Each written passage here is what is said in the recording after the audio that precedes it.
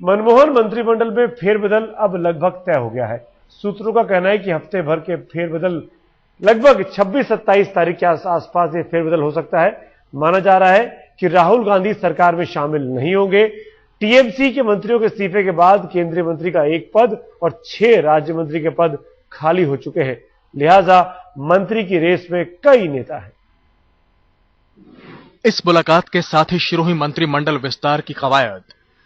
प्रधानमंत्री मनमोहन सिंह और राष्ट्रपति प्रणब मुखर्जी की मुलाकात के यही मायने निकाले जा रहे हैं। समझा जा रहा है कि इस मुलाकात में पीएम ने राष्ट्रपति को बताया कि टीएमसी के 19 सांसदों के हटने के बावजूद भी सरकार के पास बहुमत है।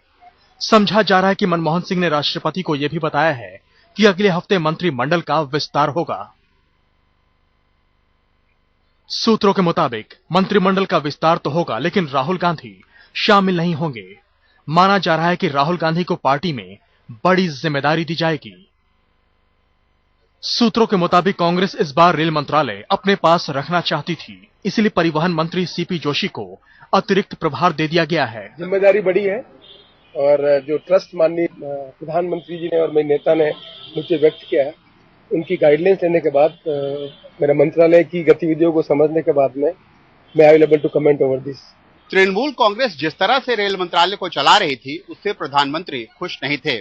वजह यह है कि प्रधानमंत्री लगातार इंफ्रास्ट्रक्चर सेक्टर पर खास ध्यान देने की बात करते हैं, लेकिन इसके बावजूद चाहे खुद ममता बनर्जी हो या मुकुल रॉय, रेल मंत्री ज्यादातर दिल्ली के बजाय कोलकाता में पाए जाते थे और कैबिनेट की बैठक से नदारद होते थे।